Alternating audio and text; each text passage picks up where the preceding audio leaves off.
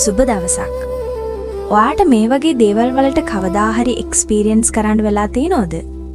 පුංචි දෙයක් නිසා හදිස්සියම කෝපේනවා. හොඳට ඉන්න අතරම එකපාරටම දුකක් දැනෙනවා. හිතට ලොකු බරක් දැනෙනවා. හැබැයි ඇයි මේ වගේ දැනෙන්නේ කියලා හරියටම තේරෙන්නේ නැහැ. මේක බොහොම සාමාන්‍යයි. ඒකට හේතුව තමයි අපිට හැඟීම් තියෙනවා. හැබැයි අපි ඒවා අවබෝධ කරගෙන නැහැ. ඉතින් අද අපි කතා කරන්න යන්නේ මයින්ඩ්ෆුල්නස් එක්ක. එහෙම නැත්නම් සිහිය සමග හැඟීම් අවබෝධ කර ගැනීම. හැඟීම් කියන්නේ මොනවද? හැඟීම් කියන්නේ අපේ ජීවිතයේ ස්වභාවික කොටසක්. අපිට තියෙනවා සතුට, දුක, කෝපය, බය, උද්‍යෝගය, ලැජ්ජාව. මේ හැඟීම් හොඳ හෝ නරක කියලා බෙදන්න බෑ.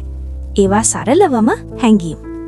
ප්‍රශ්නේ තමයි අපි හැඟීම් වලට පාලනය වෙලාද? මෙතනදී බොහෝ වෙලාවට වෙන්නේ අපි හැඟීම් වලට පාලනය වෙනවා. උදාහරණයක් විදිහට කෝප වෙලා කෙනෙකුට බනිනවා. දුකෙන් ඩිසිෂන්ස් ගන්නවා. බය නිසා උත්සාහ නොකර ඉන්නවා. ඒ වෙලාවේ අපි රියැක්ට් කරනවා. හිතලා නෙමෙයි හැඟීමෙන්. මයින්ඩ්ෆුල්නස් සහ හැඟීම් කොහොමද ගලපන්නේ? මයින්ඩ්ෆුල්නස් ප්‍රැක්ටිස් එකෙන් අපි ඉගෙන ගන්නවා හැඟීම් වලට රියැක්ට් නොවි ඒවා ඔබ්සර්ව් කරන්න. ඒ කියන්නේ මට කෝපයක් දැනෙනවා, මට දුකක් දැනෙනවා කියලා දැනගන්න එක. මෙන්න මේක ඉතා බලවත් හැකියාවක්. අපි බලමු ඒ කොහොමද කියලා. R recognize හැඟීම හඳුනා ගැනීම. මේක තමයි මුල්ම පියවර. ඔබේ හැඟීම හඳුනා ගන්න. මට දැන් කෝපයක් තියෙනවා. මට බයක් දැනෙනවා.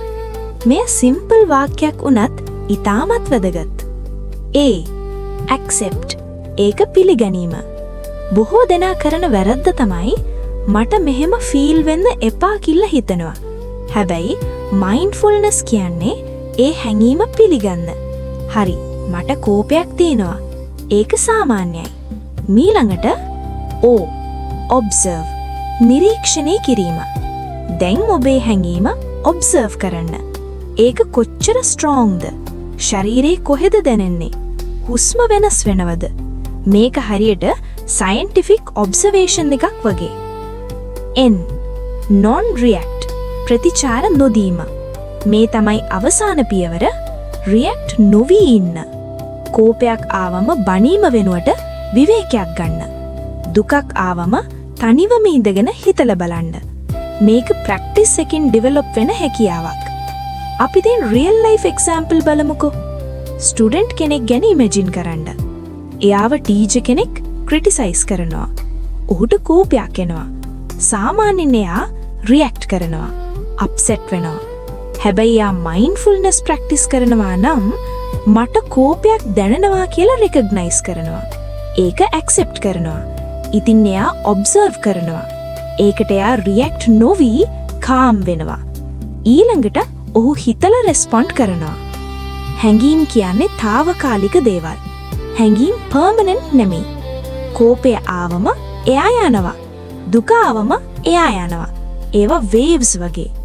මයින්ඩ්ෆුල්නස් ප්‍රැක්ටිස් එකෙන් අපි මේ වේව්ස් වලට යට නොවි ඒවා බලනවා.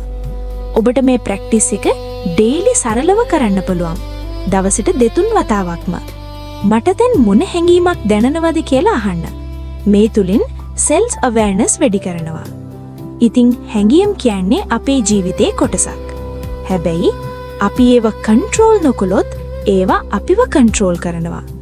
මයින්ඩ්ෆුල්නස් ප්‍රැක්ටිස් එකෙන් ඔබට හැකි වෙනවා හැඟීම් තේරුම් ගන්න, ඒවා ඇක්සෙප්ට් කරන්න, කාම් වෙන්න, හොඳ තීරණ ගන්න.